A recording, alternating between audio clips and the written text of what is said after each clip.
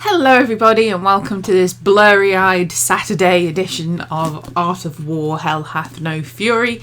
I look a mess because I've barely had any sleep. I had a really late night last night and I'm kind of tired, but you didn't come here to see how I look. You came here to listen to me read this wonderful book. And we're going to carry on today. We're going to read chapter 4, introducing the third perspective in which the book is written. Let me find it. I had it a moment ago and I've lost it. There we go. In which the book is written. It's going to sort of introduce one of the subplots in it and push the story forward. So in the previous thingy we got introduced to a new character right off the bat who is an interesting individual that I'm not going to say too much about. I'm going to let him speak for himself. He would have it no other way, and caught up with Martha and saw what was going on with her, what she's been up to, how she's been feeling, and what she's now having to deal with in the aftermath of what happened in the first book. So without further ado, we're going to carry on with chapter 4. Chapter 4. Magic was a deeply personal thing. Like religion, practiced by many, but each person's faith, their belief system, their moral code could be as individual as a fingerprint. Olivia Maxwell had always been moved by a natural rhythm. She didn't believe that she needed other people to dictate how she used what came naturally to her, was unique to her. To do so would be like somebody dictating how she breathed, the pattern in which her heartbeat thumped. Such arrogant nonsense. Her magic was her own, nobody else's. Her journey into the paranormal had begun at a tender age of 16 when she impulsively absconded from her mother's affluent home in the rather wealthy Melbourne suburb of Turok, Australia, and headed out into the wilderness. Fascinated by all things mystical, she joined forces with a group of like-minded enthusiasts to trawl through the bush in search of ankle-biting pixies, scoured coastal rainforests for blood-sucking drop bears, and scaled up mountains on the hunt for her home country's version of the legendary Bigfoot. Adventure abounded. She found her calling, her way. From Australia she headed north, venturing through Asia, soaked in all of the cultures that she could stand, but again found herself drawn to the mystical, the unexplained. She surrounded herself with myth, with fantastical fables of ancient lands as she journeyed ever onwards, a relentlessness carrying her forward until she found what she'd been looking for, until she found what she'd been seeking to uncover all along. A revelation that felt perfectly timed, though it had always been there. It finally hit her when she'd been dancing naked in the forest in front of a roaring bonfire with a Cambodian shaman.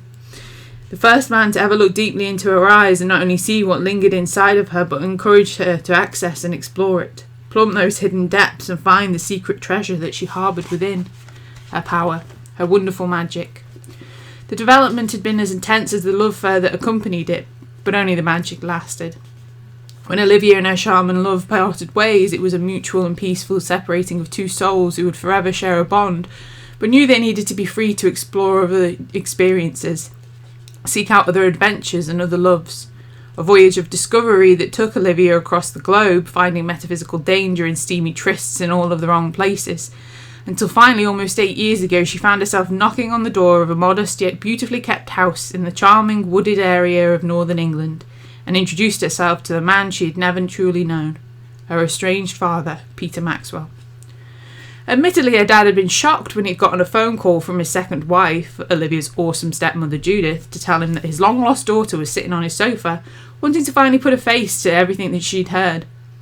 But he'd rushed home, and the moment the two of them had laid eyes on each other, Olivia had finally learned how it felt to be adored unconditionally, to finally be accepted, appreciated, loved. It wasn't childlike devotion.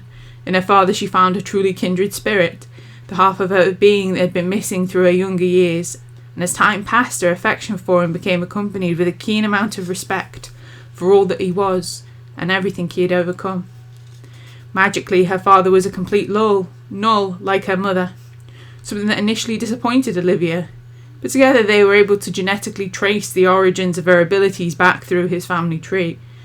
Her paternal great-grandmother had developed magic at a young age, apparently becoming a powerful force to be reckoned with a personality to boot. And though Peter Maxwell's only sibling had passed away, Olivia learnt that her late aunt had a daughter, giving her a female cousin who also had developed an affinity for magic. It was right there, in her blood, part of who she'd always been. Peter Maxwell's interest in the occult had been learned rather than innate, but it was a lesson that had been brutal in its education. Abducted by the 6 slaves of a monster he'd been investigating, he'd been brutally tortured and almost killed. Olivia's father had been through so much, and it had only made him stronger. A lesser man would have been bitter at what had befallen him, would have sought out cold and violent vengeance. But not her dad. Her father had grown determined to ensure that nobody else suffered as he had suffered, putting himself back on the line to expose the dark realities of the world in which they lived, not for revenge, not to feed his ego, but because he wanted to protect those who were unable to protect themselves from its foul and corrupting influence, to be an example of survival in the land where darkness could be pervasive. A dedication Olivia had found herself being able to value so much more than her vapid mother's materialism, her vanity, the incessant need for approval from people she barely knew. Inspired by her father's story, she abruptly ended her wandering ways, deciding to permanently relocate to England to be with him. A thing that had royally incensed her mother, but that woman's jealousy wasn't her problem, nor was it her burden to keep carrying around. She'd taken on a role within the agency that he'd set up to actively counter the darkness that his monster had wrought upon Marytown, the sprawling town in which he operated, lending him her magical expertise and her honed skill set in his plight to protect his homeland and the good people that resided there, a challenge that she was more than eager to take on. In many ways her life was still an adventure, but now it was an adventure that had a home, complete with a family she could stomach being around for longer than half a day, and a newfound sense of purpose. She had stability, everything she could possibly have hoped for, and though her years in Marytown had not always been easy, she'd loved like her heart was unbreakable, learned and encountered so much magic and mysticism that it felt like she'd been living a dream. But even the best of dreams have to end when the new dawn rises, and in their place life can quickly turn from a dream into a nightmare. All it took was the wrong set of circumstances. It was perhaps somewhat prophetic that Olivia's dreams had not exactly been wondrous of late. While she slept in that particular morning, her mind had been bombarded with the most debilitating of terrors, followed by the most vivid of reveries, intrinsically intertwined, that her ability to decipher which intended to cause her harm had been critically diminished, leaving her vulnerable, open to the ravaging her subconscious mind subjected her to. It had started as all of her recent dreams seemed to start, with a hazy recollection of an event from the latest waking nightmare, during which she had utilised her magic to summon a monster, dressed in a cheap blue suit.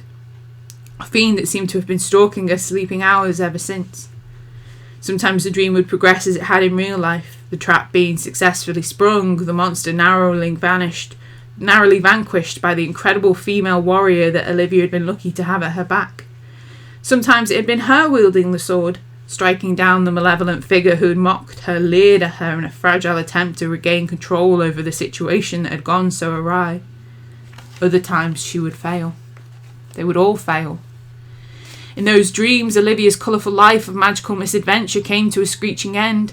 She would watch on in immutable horror as the people she admired were massacred all around her, crying out her name, begging her to intervene as their lives were cruelly snatched away. Well, she stood there and let it happen, because she'd been bested, broken, chained like an obedient slave. When the bloodshed ended, and it eventually always did, she was dragged deep into a darkness blacker than any she'd ever encountered. Her mind bombarded with senses that she couldn't attribute, her body blasted with terrible unending sensation. Heat. It was always so hot inside the darkness, blistering her skin from inside out so fiercely that it felt like it was going to flake off her bones. A perfectly cooked portion of meat. And then there was the smells.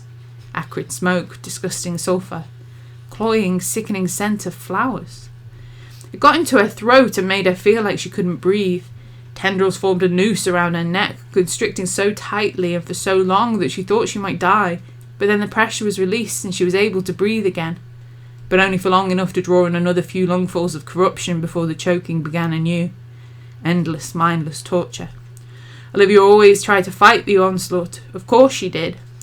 From a place deep within her core of her being where her magic lay dormant when it wasn't being used, a rising golden rush would always burst forth, an attempt to meet the challenge, defeat her foe.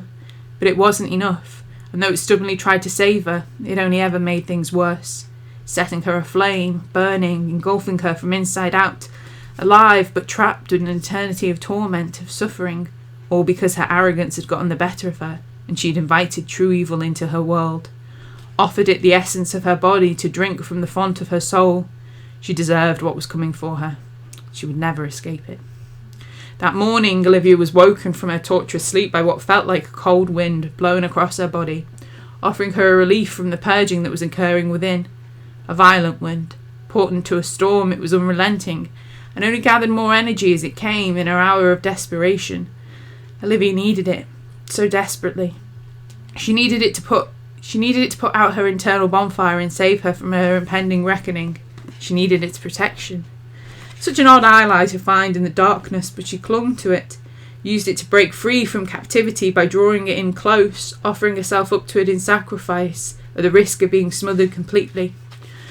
She took what it had to offer, everything it had to offer, and even though it made her feel like a small rowing boat on a wind-battered hurricane, a lone kite in a Sorry, let me start that bit again. Got ahead of myself. She took what it had to offer, everything it had to offer, even though it made her feel like a small rowing boat on a wind-battered ocean, a lone kite in a hurricane. She submitted completely, feeling cool again, whole again, alive in a whole new way. Oh, but it was another adventure, one that might break or save her completely, she couldn't tell. In the haze of her half-sleep, all she knew was that it saved her, that it was a marvel, overpowered the nightmare that had been stalking her. As it wrapped her up inside of its tumultuous cocoon, she felt content, slept on soundly until the entire adventure was nothing more than a scary yet oddly beautiful, ethereal memory lost to the annoying blurts of her alarm clock as it rudely shattered her slumber, dragging her abruptly back to reality. A whole new day, more adventure on the horizon. Rolling over onto her back, Olivia found herself woefully tangled up in her bedsheets, but she didn't want to leave her bed. The bedroom was freezing cold, much colder than it ought to have been, and she found herself scowling at the window, realising that she must have somehow left it open before she'd gone to bed. Rookie error. It was the end of October, not the middle of bloody summer. What the hell had she been thinking? Through the sheer force of her stubborn will alone, she detangled herself from the bedsheets and jogged frigidly across the room to close the window, dragging the curtains shut to block out the world that was noisily going about its business. God, she hated people. How dare their sounds intrude on her sanctuary? Rude, all of them. Shouldn't be allowed to exist.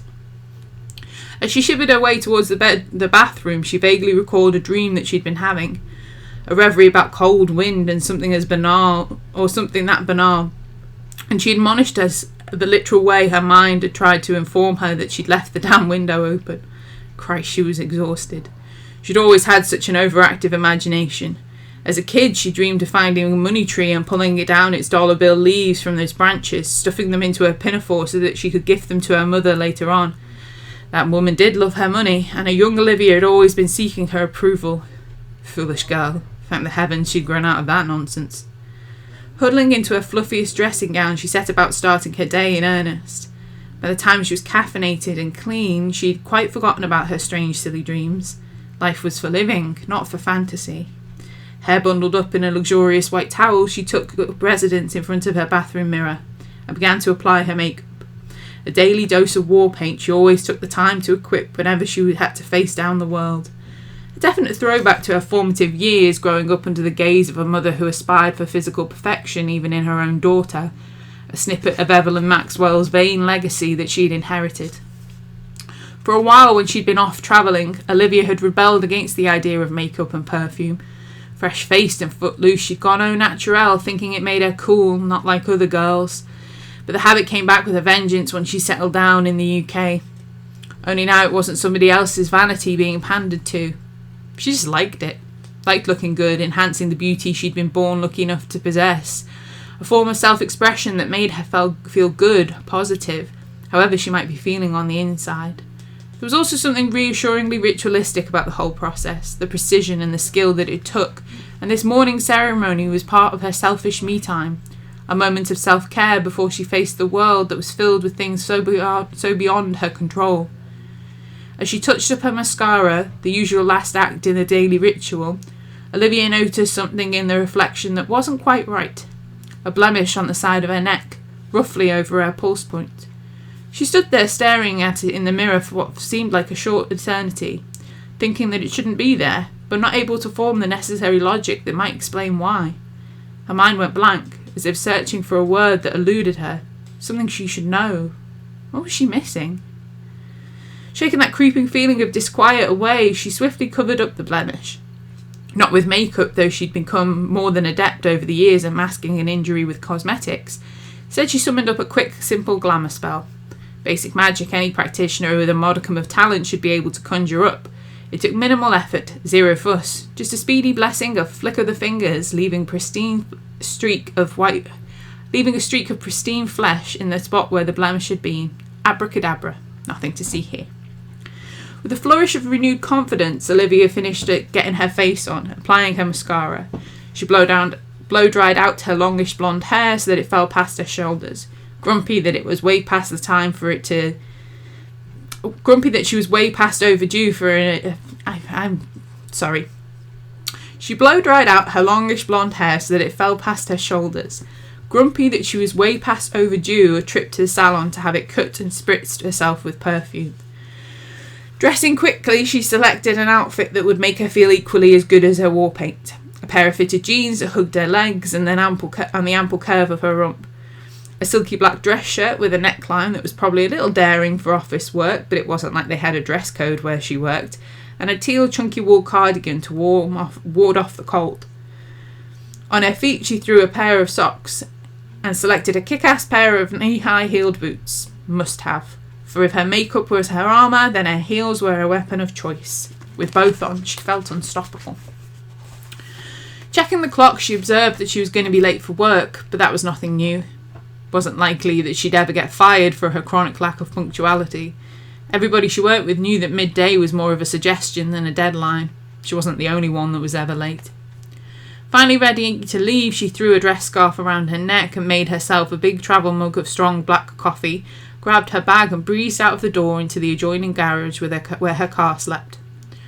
The temperature seemed to have plummeted overnight, as if it had decided to abruptly switch from autumn to winter and not bothered with the common courtesy of letting anyone know what it had been plotting. For what had had to be the first time in her sun-seeking life, Olivia found the cold bites in the air to be uplifting rather than a curse, and as she backed out her black empire-emblazoned Audi into the street, she rolled down the window, allowing the fresh air to accompany her on the short journey to work, galvanised her further as she drove along the road that would take her from the township of Blackthorn where she lived, to the quaint yet controversial place in which her father had chosen to set up his agency, good old Marytown, Cheshire. The biggest adventure that one could hope for was to live the sort of life which enabled you to turn your dreams into a reality. Olivia had lived a life that was driven by that unique and powerful part of herself, her magic, but she knew damn well that dreams didn't become reality through magic or wishful thinking alone. It took blood, sweat, determination, and a hell of a lot of hard work to get where you wanted to be, all of which Olivia was prepared to do, every single time she made this journey. She was prepared to give all that she had and all that she was to her beloved father's cause, for his dreams. If she could eventually face her maker and say with absolute clarity that she'd used her magic for good, made a real difference with the impressive natural talents that had been bestowed upon her, then it would have all been worth it. Her adventure, a life worth living. She was doing okay. It wasn't always easy, but she was here, still there, still going strong. Less than half an hour after leaving her home, Olivia arrived at the office, which always seemed like a strange turn of phrase to her, but it was hard to find a better word to use. The Marytown Paranormal Investigation Agency wasn't housed in a commercial office block or a repurposed industrial warehouse. Their base of operations was instead hidden in plain sight, in a mostly residential area within the southern borough of Marytown. A built-up space that had seen a lot of redevelopment, because it wasn't included in the protected original 130 acres that had been constructed several centuries back. It was modern, a way to drag the uniquely picturesque model village into the 21st century, remaining complementary and true to the innovative design, while offering residents more housing, more schools, places for the local elite to shop in quaint, fashionably austere boutiques and dine in fine, critically adored restaurants. Modernisation that had been done the right way. Marytown was positively brimming with wealthy exclusivity. There was a lot of money in this land, which didn't bother Olivia in the slightest. Compared to where she grew up in the gentrified suburbs of Melbourne, it was still very charming, almost folksy. But beneath the facade, there was a dark edge that you didn't find in other places. The kind of edge that required there to be a paranormal agency investigating their backyards, their fancy homes, or wherever the kinds of things that like the dark came out to play.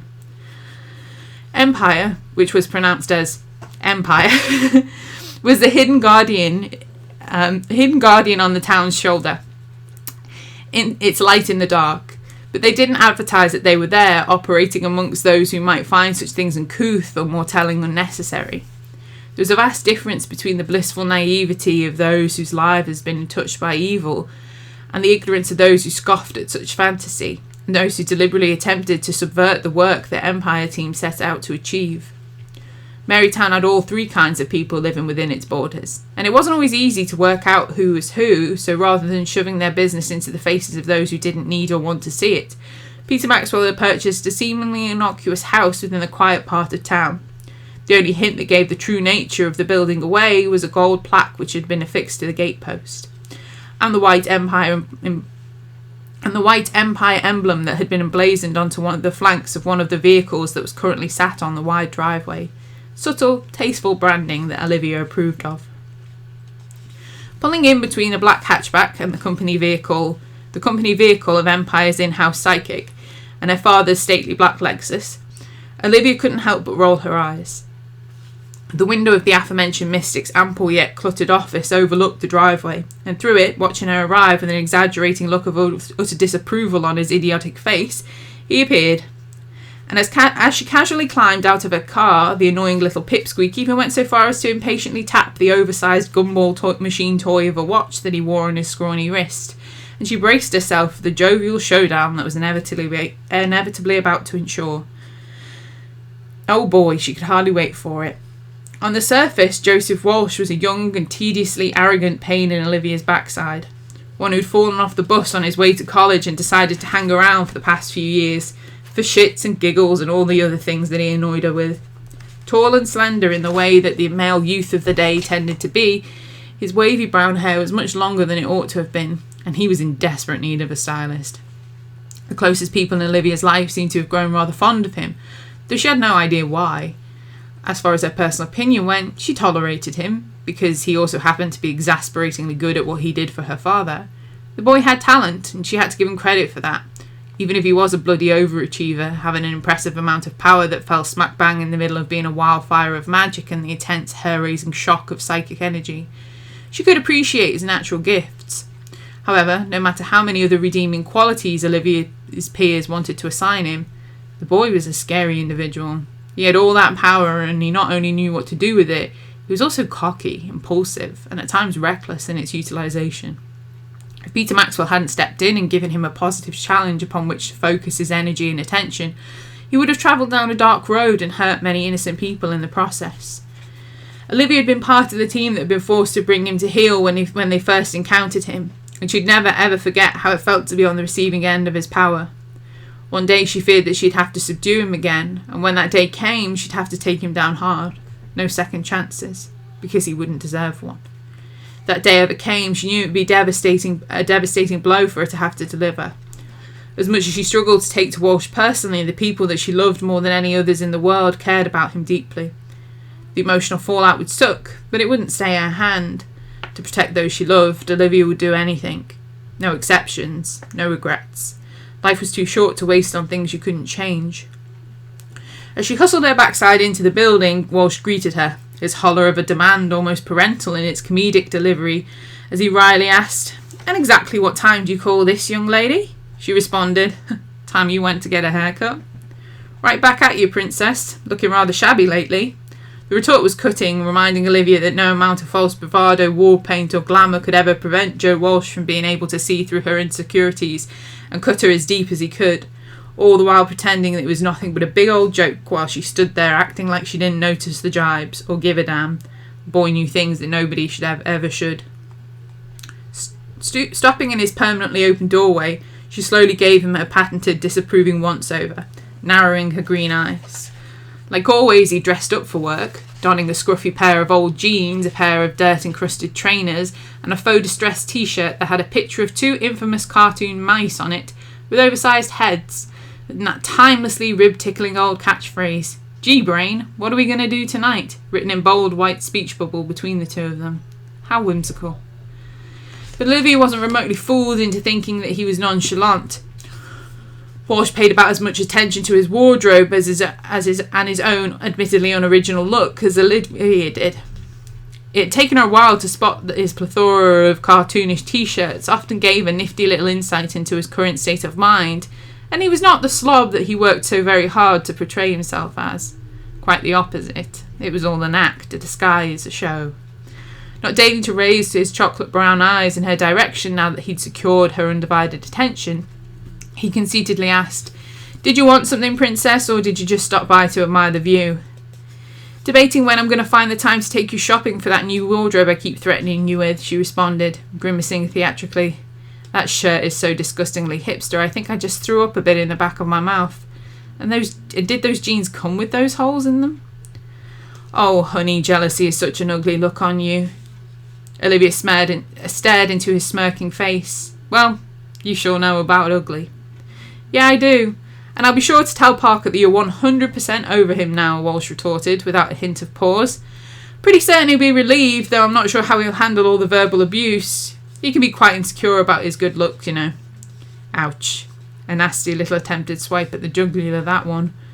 Rather than giving the satisfaction of seeing her flinch, Olivia found herself smiling in spite of herself. She laughed and said, "Try hard, loser. Dirty stop out. Get out of here. You're making the place look untidy." Walsh nodded.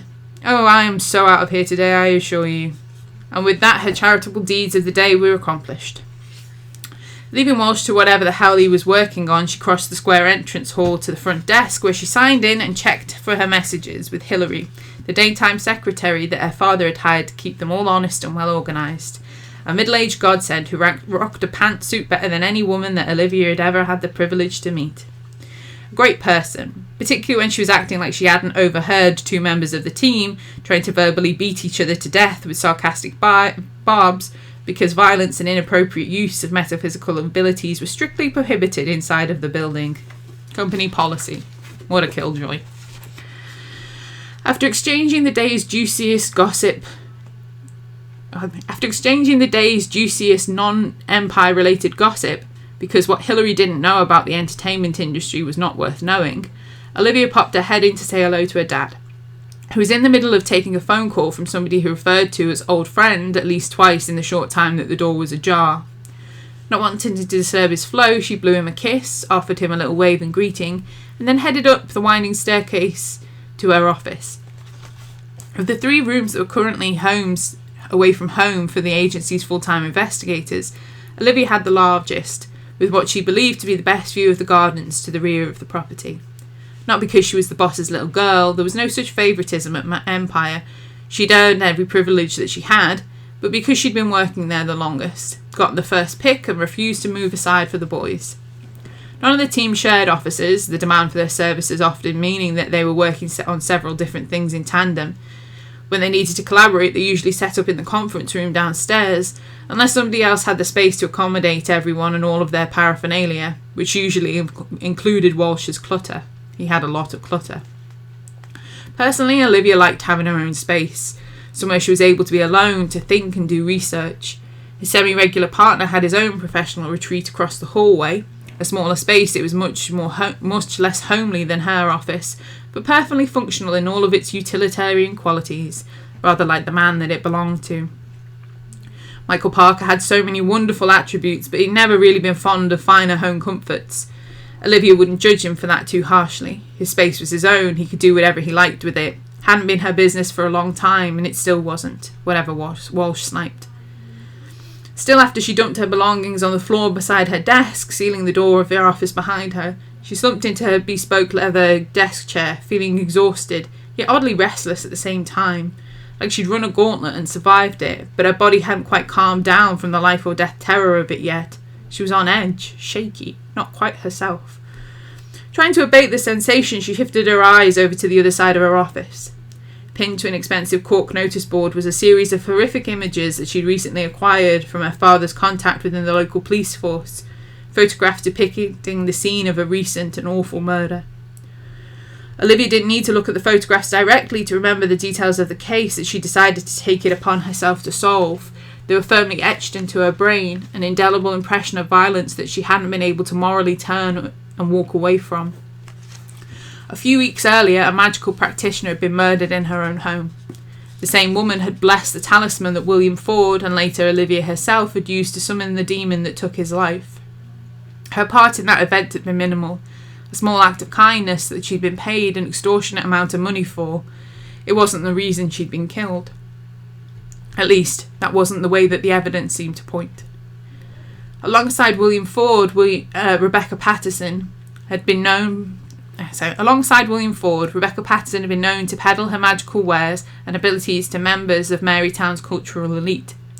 Any of her professional transactions might have been what led to her death. Any of her clients could have killed her. All Olivia knew was that the suspect was small, blonde, and according to the empath who had relived the victim's final moments during a touch-reading experiment, powerful enough to physically decimate an adept witch for hire, as if she'd been an insignificant gnat swatted under heel. Personally, Olivia had nothing against anybody who sold their magical talents to make a living, even if it was motivated by selfish means.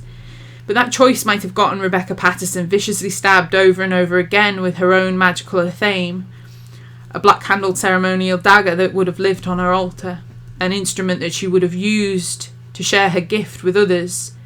But it meant more than that, a symbol of her Wiccan faith. Olivia's vengeful eyes lingered on the photograph which depicted what remained of the poor woman's altar, a glass-topped coffee table that had been smashed and tossed aside like kindling, along with the magical paraphernalia that it once held, trinkets, crystals, charms, all discarded like trash. A gut-wrenching act of desecration, and Olivia wanted to take a giant piece out of the vindictive bitch that did it, because however morally dubious the victim's magic might have been, she'd offered her clients more than a service when she'd helped them with their trivial problems. Magic was personal, a visceral part of the person wielding it, and the victim of this terrible injustice had given small aspects of herself to other people who needed it. That was a damn gift, one that should have been respected, not the catalyst that got her killed. It was difficult for Olivia to imagine why Rebecca Patterson had invited someone into her home that had such a clear and absolute disdain for her and her magic. But it appeared that's what had happened. She opened her front door of a sanctuary to a killer, and brutally paid for it with her blood, pain, and eventually her life. Martha Valentine thought her killer might be a demon. It was entirely possible, seeing that the fiends existed and blatantly operated in the area. But personally, Olivia was reluctant to throw all of her eggs into the terrible basket. She needed proof, needed facts, and so far all she had was a vague description of a killer and a possibility of a motive. She implicitly trusted the female Nephilim's account of what happened to Rebecca Patterson, but she also knew that if you were a hammer, everything around you looked like a nail. Demons were the Nephilim's forte, their bitterest rivals. It made sense for them to see the demonic in the evil they encountered. But Peter Maxwell had trained his daughter to learn from his mistakes and not go rushing half-cocked into an investigation because she thought she had all the facts. The monsters that had taken so much from her father had punished him for his hubris, and the last thing he ever wanted was to witness his child suffer the same fate. Empire wouldn't take unnecessary risks, and she wouldn't sanction another demon hunt unless they knew for certain that the culprit they sought was one of the worst kind of monsters she'd ever encountered. Heaven only knew she hadn't quite got over the last one. Olivia was still sitting at her desk, her fingers idly rubbing one side of her throat, when the telephone buzzed loudly, making her jump out of her ever-loving skin as reality seemed to slam her back into awareness, out of a daydream she hadn't been aware of. Jesus, what was wrong with her today? With a physical and mental shakedown, she disengaged herself from bad memories that somehow managed to creep their way back into her head and reached for the receiver, unsurprised when it was Hilary letting her know that Martha Valentine had arrived, but may have been temporarily waylaid by their director, who also wanted to speak to her, in his office. A sly old devil, he was trying to recruit her again. If there was one thing her father excelled at, it was the shrewd business acumen. Having a professional demon-hunting daughter of his greatest backer on the books would make his entire lifetime. And Olivia had to agree. Martha would make a great asset to the Empire team, as evidenced by the potential she'd shown shadowing them for the past few weeks. A pity she seemed to be only interested in working freelance.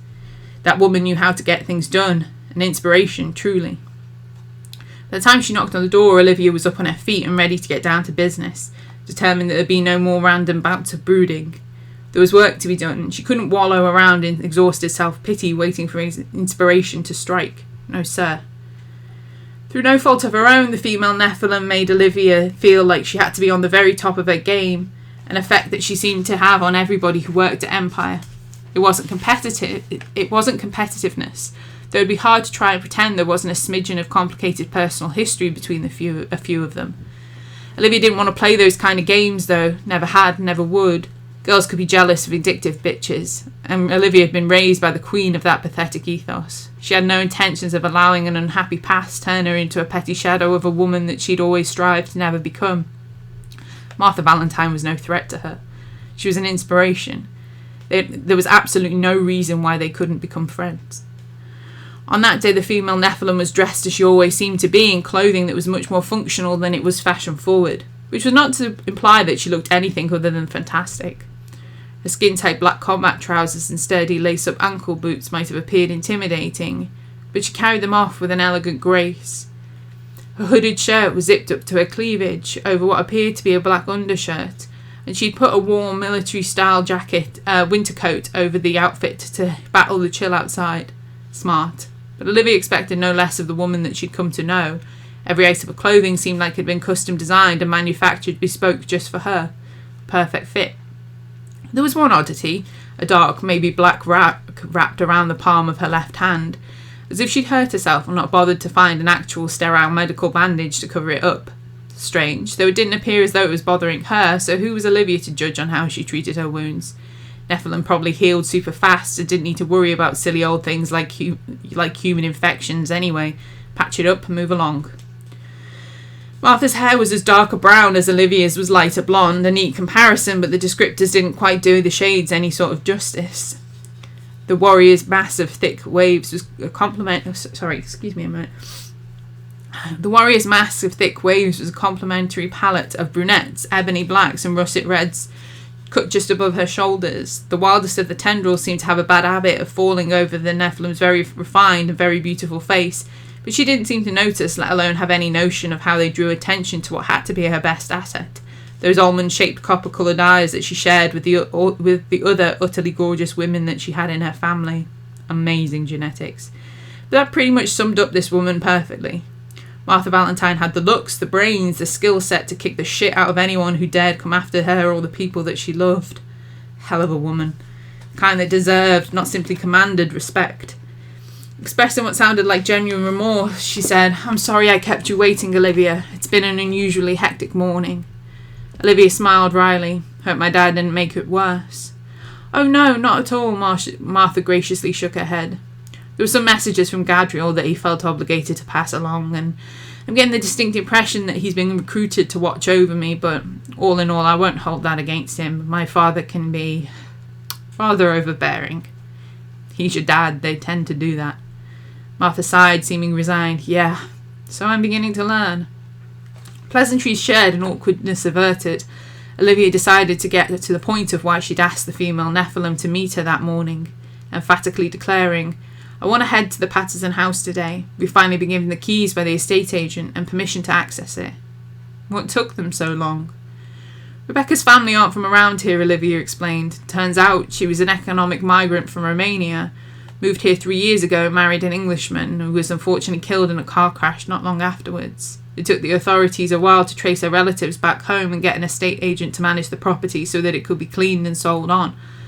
Fortunately, my father stepped in and negotiated time for our investigation. The house is ours, for now." Martha's face wrinkled up in what appeared to be disgust.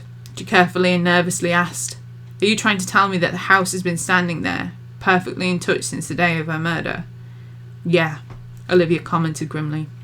She had nobody that she knew to take care of arrangements on this end, Her family even sent my father written approval to say that he could do whatever he wanted with the place and her belongings after the investigation's over.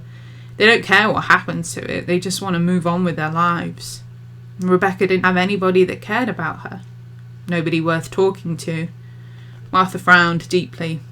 What about that man who told us that she'd been doing business with my stepfather, Russell Beck?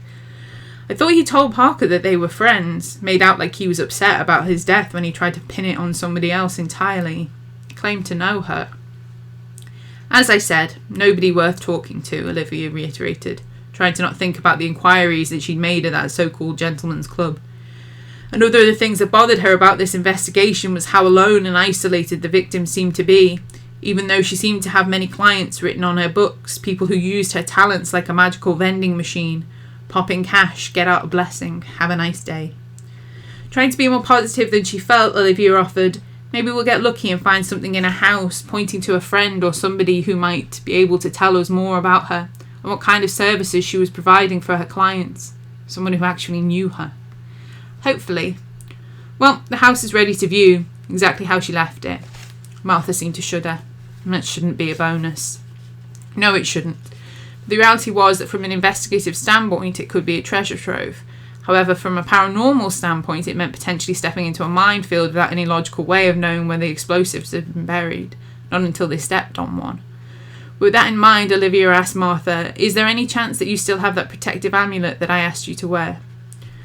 Reaching inside of her zipped-up hooded shirt, the female Nephilim pulled out a familiar piece of silver jewellery, a delicate chain which had this elegant five-sided star pendant dangling from its links, a gift Olivia had made from her the night they had summoned and killed a demon together. Feeling rather pleased, she smiled. That's good. Martha asked, do you think I'm going to need it? I've mentioned before that magical energy dissipates after the death of a practitioner. It's part of them. It is them. Real power might hang around for a while, but unless it's replenished, it will always fade away. We already suspect that Rebecca was into some dark, pretty heavy stuff, given what she did for your stepfather. But we just don't know what else she might have worked on. There's a real good chance that we'll find old incantations left behind. If there were spells, they could be corrupted. Of course, Martha nodded, understanding. Scenes of violent deaths, especially ones that have been left to fester, can also become inhabited by spirits or other mystical scavengers. I'd like to be able to assure you that we'd be safe, but I have no idea what might be there waiting for us, not until we get inside and it makes itself known. I don't like going into situations blind. Olivia agreed. Who does? Sounding resigned, Martha said, well, I know I can back you up when it comes to spirits or paranormal critters, but magic is beyond me. You should bring anything that you have to counter or combat magical spells. Did Parker come in with you? He's downstairs with your father, Martha shrugged, rather non-committedly, as if she didn't feel comfortable speaking on his behalf. About Empire stuff, I think. I didn't want to pry, and I kept you waiting longer than I had. I didn't want to pry or keep you waiting longer than I already had. Dad likes us to check in, Olivia reassured her, though she suspected that Martha was playing a larger role in whatever conversation the two men were having than she would have liked to acknowledge. The boss liked to delegate tasks, and if Martha's angelic father had requested that somebody keep a close eye on her to make sure that she was doing okay, it made sense that he would hand the responsibility off to the man that was actually sharing a roof with her. Martha wasn't naive, she had to have known this. But Olivia doubted that it would cause any waves in the relationship they had. The female Nephilim had been Parker's first and probably only real true love, and since the Forwards family prodigal black sheep returned to town, the two of them seemed to have gotten back on track, becoming as inseparable as they'd been when they were kids, going so far as to quickly start living together again, which was none of Olivia's business. That's what the X that now prefaced the word husband meant. Her reasons for asking after him weren't at all personal. She explained this to Martha, suggesting, thought it'd be a good idea to bring him along with us. Parker's a null, he can't sensibly directly affected by magic, so it's highly unlikely that he'll be affected by anything we might stumble across in Rebecca Patterson's home. Makes him pretty good backup. Martha nodded in what seemed to be genuine approval. Awesome, Olivia said, softly releasing the curiously anxious breath she hadn't realised had been building up inside of her.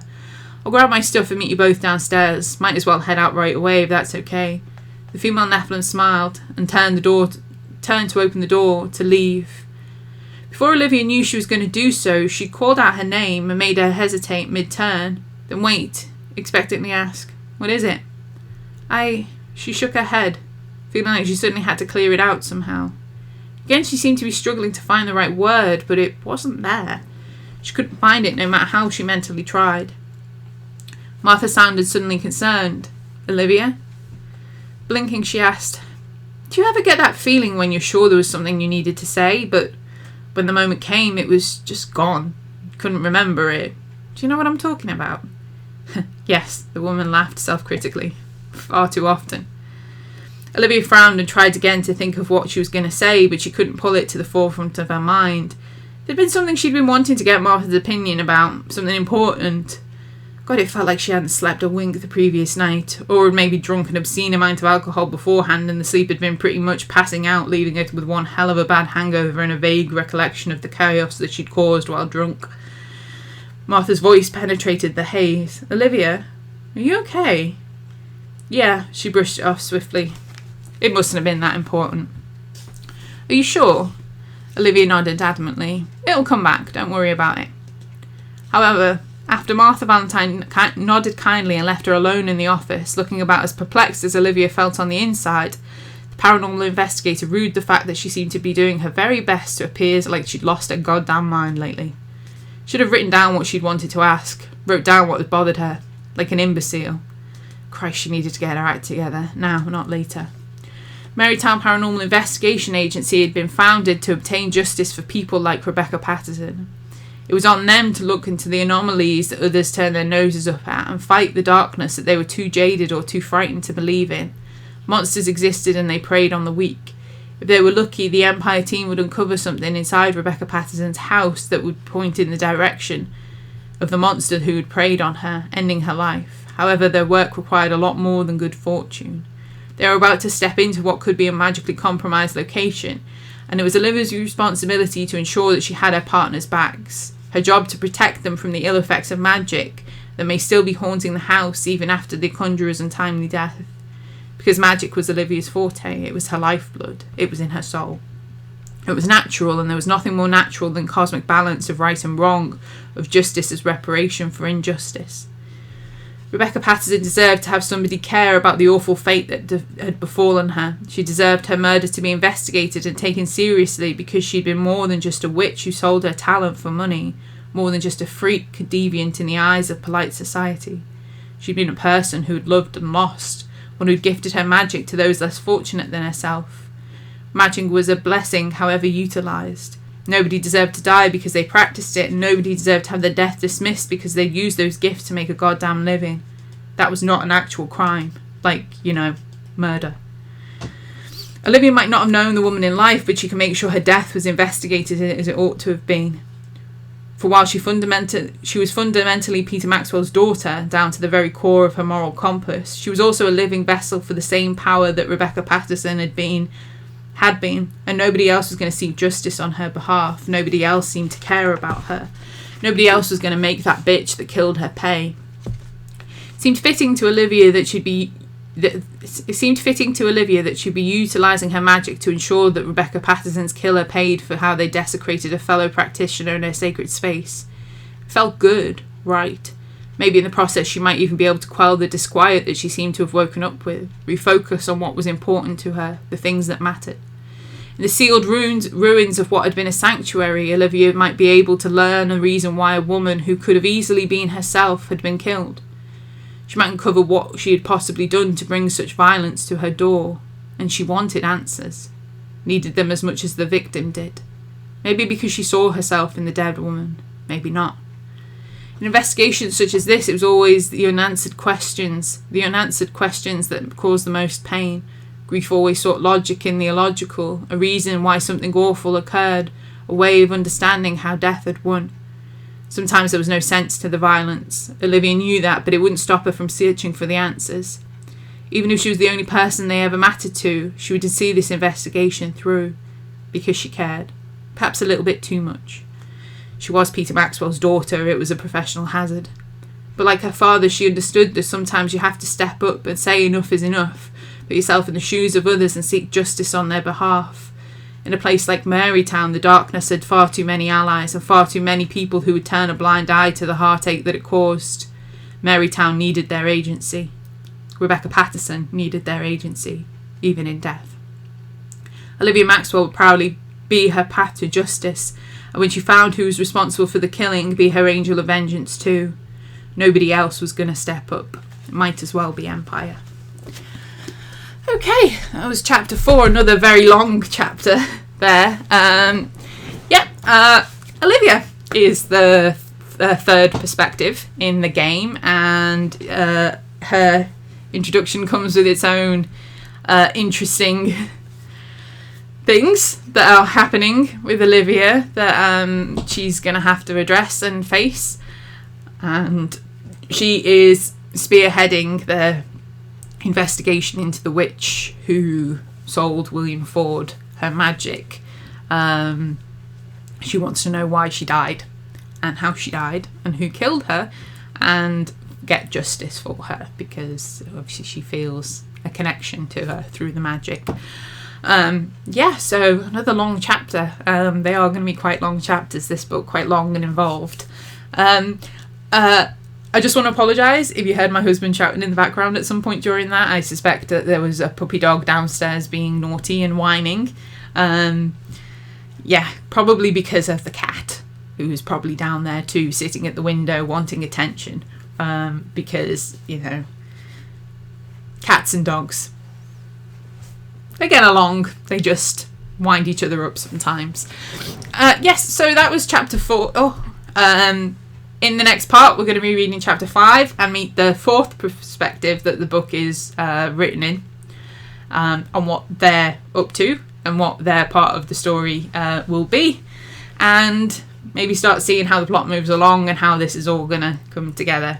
So, very early stages, even though it feels like I've read a lot. I hope you enjoyed it. Leave me a comment, leave me some feedback on what you think. Come and join me in the next part. You can follow me on social media. I'll put it in the description. And you can also go on my website, www.luciejmansell.com, where all these things are posted. And there's a few character things and a few series things up there, but it's very much a work in progress. I'm building that up at the moment. So, subscribe. Come back for more. I appreciate it all. I appreciate you being here. I appreciate you listening to me ramble, and the fact that I still don't know how to end these videos. Thank you very much. See you next time.